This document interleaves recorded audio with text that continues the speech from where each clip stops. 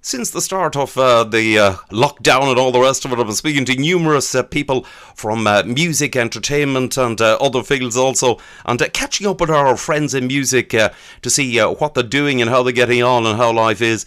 I've got a lass now online who's had a heck of a career, and over this past few years, out with her own band, touring, appearing all over the place.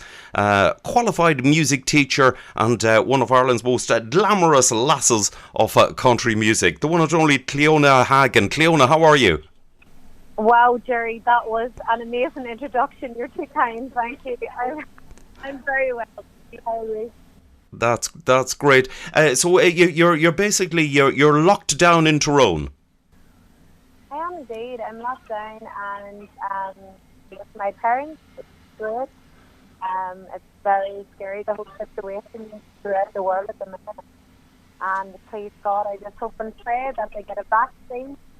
And for all of those that have been affected by COVID-19, my thoughts and prayers are with everyone that went through such a terrible time. Cliona, you were a busy lass before all the lockdown and everything else. You were on the road constantly. Yeah, we're definitely very, very lucky that we have had so much work over, I suppose, the past 3, 4 years that I've been on the scene, and we've been doing numerous dances. I had my own string of concerts, which, thank goodness, went absolutely great, and I was really looking forward to the festival seasons to get out. Just number one, see everyone. I love the whole atmosphere as well with festivals. Like everyone's always dancing, no matter what our lovely Irish weather may be. And Yes. not only that, like it's great seeing people that have come to so many of our concerts beforehand and get to actually see people and say how are you doing and see how they're doing. So it's great. And unfortunately, with everything that's going on in the world right now, obviously that didn't go ahead. I really do hope that we get a vaccine for COVID-19, and please God that we can get the world back to at least somewhat the way that it used to be. Indeed so, indeed so. Now you were a music teacher. I mean, you're trained in music. Yeah, I was a music teacher. I taught music for about 2 or 3 years, and I actually trained over in Edinburgh.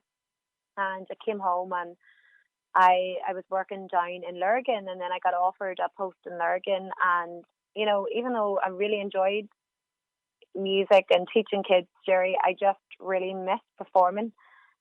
So I remember I chatted to my mother, who is like my best friend, and I said, "Mom, what am I going to do? Like, I have obviously bills to pay, just like anybody else, and I really miss performing."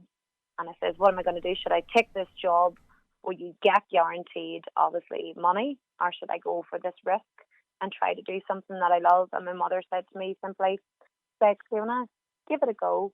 And what's the worst that happens? It can happen that it doesn't work out for you, but at least you don't have that regret. So you're not looking back in 10 years or 20 years and saying, Fiona, why didn't you give it a go?" So I took that advice and touch wood and thank the Lord above. I haven't haven't looked back. Indeed, indeed, It's all gone extremely well for you, and you've released quite a number of songs. You made quite a number of songs, indeed your own, and songs which haven't really been recorded in quite a while. And you managed to, I mean, a song which you were, I think, possibly the first person, or first time was ever put on a CD. The song, for example, "McCarthy's Party." Yeah, I don't like to be kind of pigeonholed or, say that I can only sing one type of music. I like to try and, I suppose, push myself as well, Jerry, to the full extent. And I love singing old Irish traditional music as much as love singing up to date music or, American country music as well. But not only that, I've always wanted to write my own song, write my own music. Have always admired people who do that, and I've always wondered, wow, what must it feel like to not only to write your own songs, but to be on the stage and performing your very own words. It must be surreal. So I actually sat down in January past and I set time aside to write my own song, and I thought to myself, what do I actually want to write about? Was this the main thing that went through my head at the time? And as I mentioned, they're my mum's my best friend, so it was like, okay, well, I want to write my first song about my mother. And the words that came to me were "Thank you, Mother," and that was the reoccurring theme throughout. I think it's such a wonderful song, and not only that, I recently took part in raising money for domestic violence towards women, and especially during lockdown, it's risen hugely, and that's the song I performed also for raising money for domestic violence towards women. So for me, that song is about empowerment. It's about those women, my mother and also my grandmother, who are always there for me and my two older sisters, and were such amazing female role models. So I thought, well, I hope that this song can help those other poor women in need right now. And yeah, and a huge thank you as well to all the mothers who are so exceptionally wonderful. So I was more than proud of how that song turned out. And actually, the first time that I got to sing the song was the first weekend that lockdown actually happened. So I started from the first weekend of lockdown to start singing Instagram and Facebook Live every Sunday at 7 p.m. and I got to perform it there the first time, and thank goodness it was very well received, and everyone seemed to thoroughly enjoy the song. Indeed, yes. I've seen you doing your Facebook Live. You've got you're socially distancing, but you've got a gentleman on guitar. Who is that? Yeah, I'm very, very lucky. I've got my musical director and drummer. He is from a very, very musical, extremely talented family called the Sheeran family, and his name is Simon Sheeran. So Simon, I'm very lucky, is with me every Sunday and accompany me, and not only that, singing exceptional harmonies as well. Yes. Yes, very. It sounds very good. I'll have to say, with the the sound that you're producing, the guitar and you just singing, and bearing in mind, like there's nothing sophisticated. You're not in any sophisticated studio or anything else. No, there's no basically room for error. If there's any flaws, everyone will hear it. But to me, that's authentic. That's real music, and I'm delighted that we're just sitting there, the two of us, with our guitars. We're singing. There's nothing. There's no. I suppose smoke and mirrors. Everything, what you see, what you hear, is exactly how it is. So I really, to be honest, I've really enjoyed going back and stripping everything back and actually just listening to the music.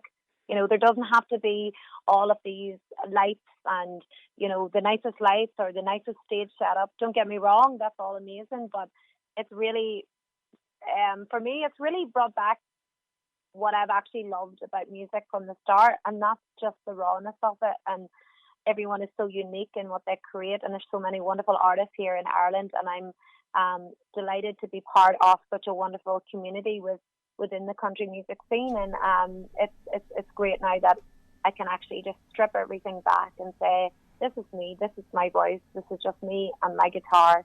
And yes, and as well, I've had now time to learn songs I've always wanted to learn. And not only that, all the wonderful people who tune in, they all send in their requests too, so we actually learn their songs as well. And like, it doesn't even just have to be strictly genre, like country genre. We, for example, on Sunday past, we sang Linda Ronstadt's song When Will I Be Loved, which is definitely considered a more rock pop song, and it's been fun. It's been great as well to try and push those limits too, and to see what we can do with our voices, and with all the different types of music out there. Indeed, it's absolutely superb.